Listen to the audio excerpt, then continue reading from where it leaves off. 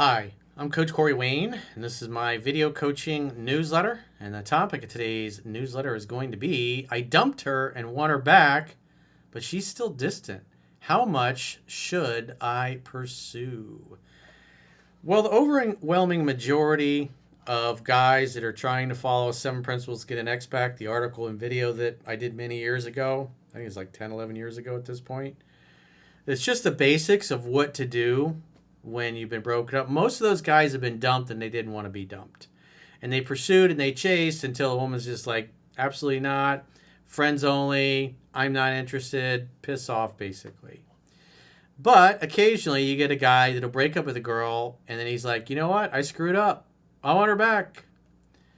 And so that's kind of the situation that this guy is in. So he dumped his girlfriend after a few years of dating because when they started dating, they were hooking up like rabbits.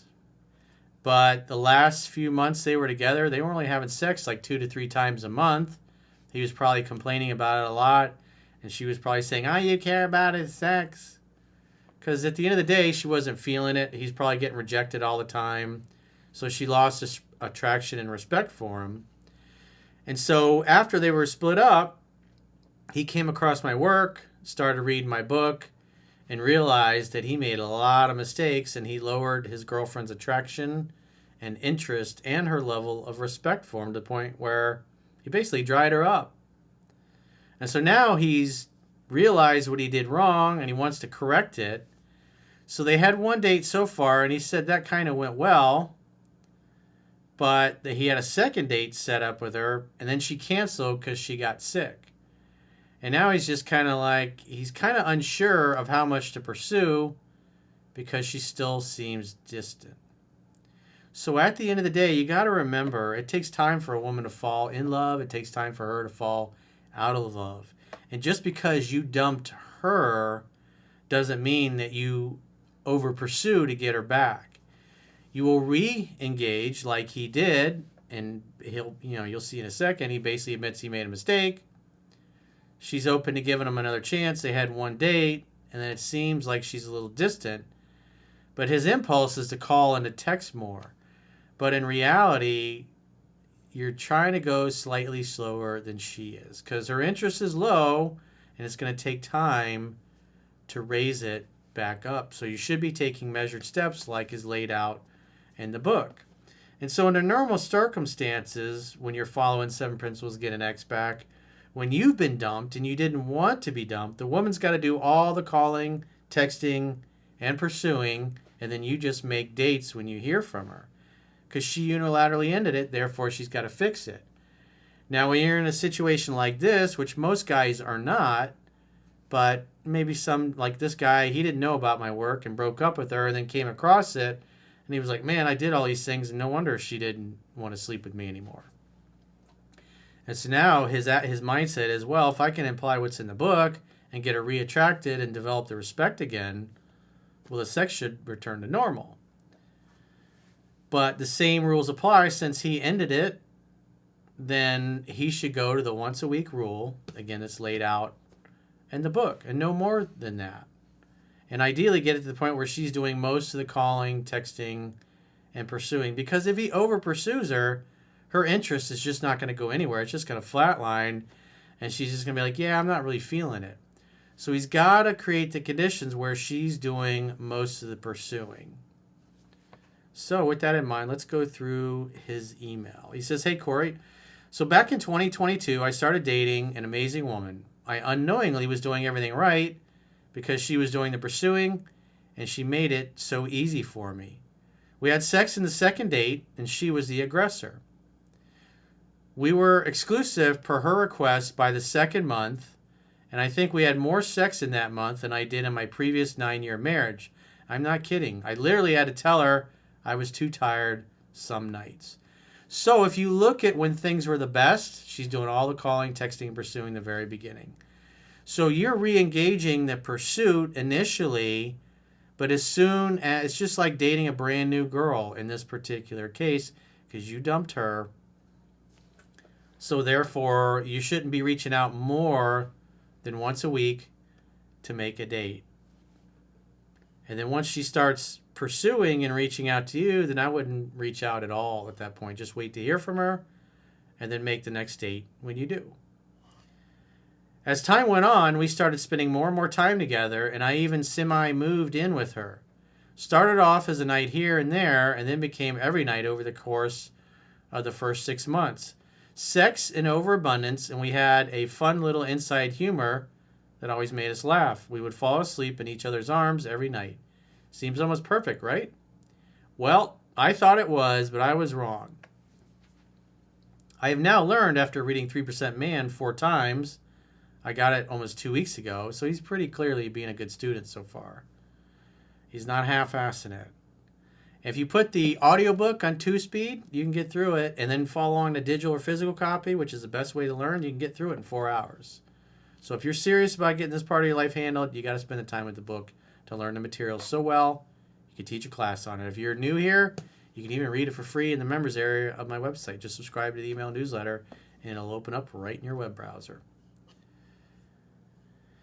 And I've been watching a ton of your videos, and I was driving her away without even knowing. Sex diminished to maybe 2 or 3 times a month, and then I started to get mad at her for it and being less affectionate. I'd give her the butt most nights, lol. Or in other words, I assume he meant to say butt hurt. Big mistake, I now know. One day, she asked me what was wrong, and I stonewalled her and said, I'm all good. He said, also big mistake. The end of January, we got into a big fight, and I broke up with her. Long story, and trying to keep this as short as possible. A few days of no contact, and she reached out to me. I agreed to cooking dinner for her at my place and trying to talk. She hit me with stuff I had no clue I was even doing, and not even related to the fight we had. I was coming to her house every day, and she was making dinner. We would tool around on our phones for a bit, and then lay in bed and watch our shows and go to sleep. I had become complacent and boring and stopped courting her. That's what most guys do in long-term relationships. I tried to salvage the relationship, and she said she's afraid that I will fall back into my old habits. Everything from this point is now after reading the book. We talk periodically, and it's her who hits me up at least 75% of the time. Well, I would try to get it to 90-95%. I keep it short and sweet. I set up a date to take her out to dinner, and we had a real nice casual conversation, and it felt a lot like our first date. Again, I let her do most of the contacting, and I set another date for dinner at my place. So it doesn't sound like he hooked up that first night. I wouldn't have taken her out. I would have just invited her over, but then again, he wasn't familiar with my work.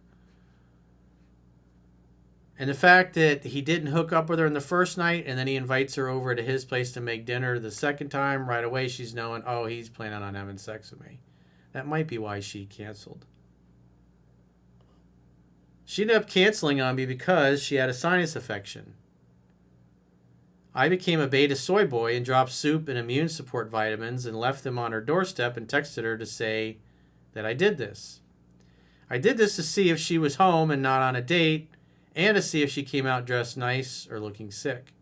She was definitely sick, but I feel I really messed up with that move. Well, it wasn't some chick you just went out with and had a first date. You'd spent several years with her. So in this case, because of your history, it's not the end of the world. She did hit me up the next morning, though.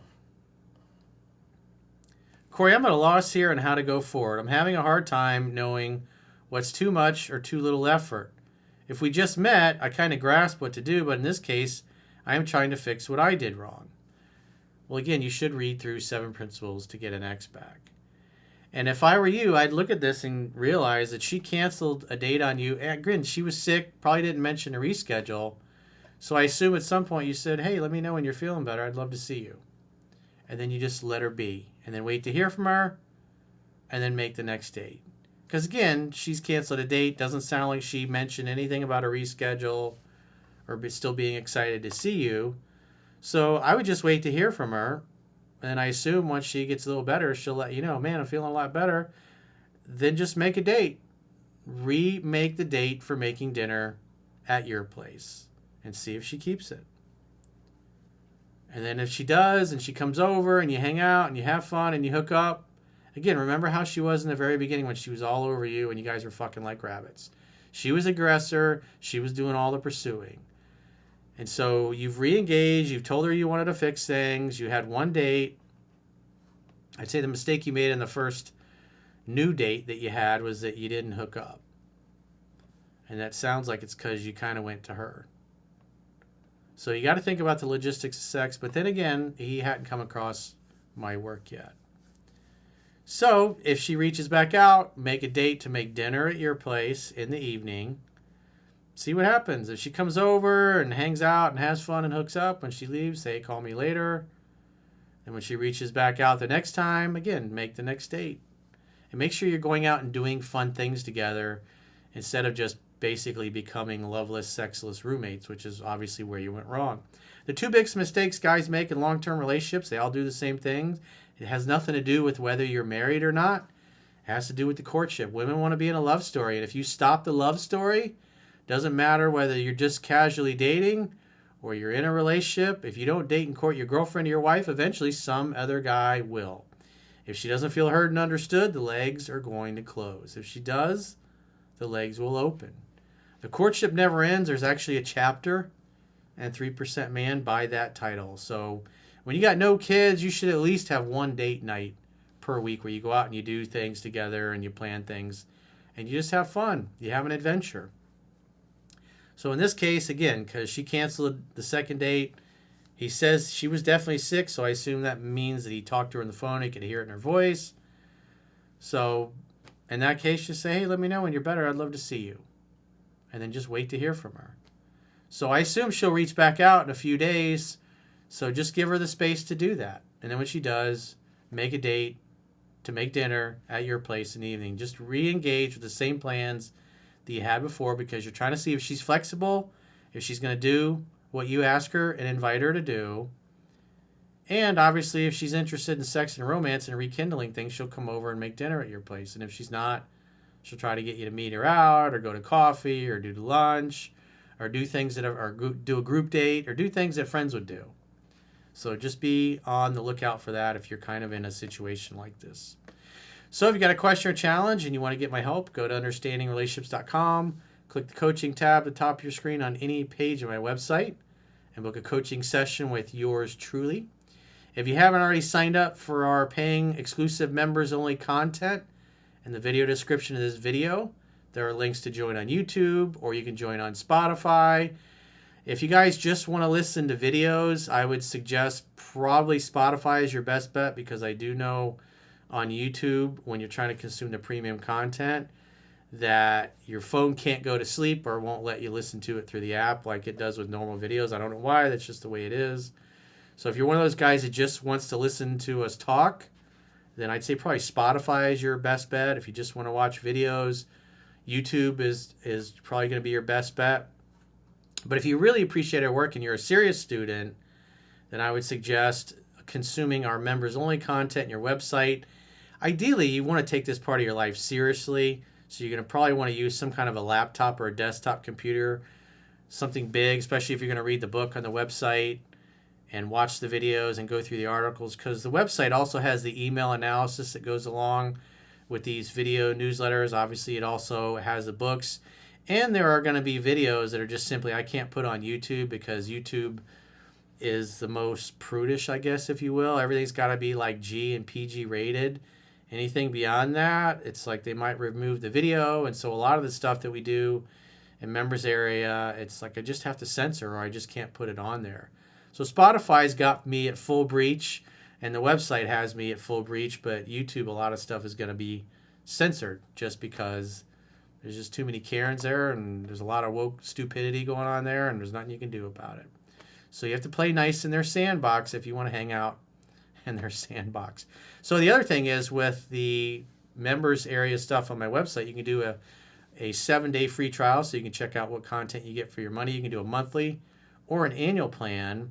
And if you choose an annual plan, you can get a 75 or 25% discount for paying the whole year's premium up front, which obviously, there's no free trial on Spotify or YouTube. The only place to offer that is on the website. We obviously would prefer that you sign up on the website anyway, so go to understandingrelationships.com.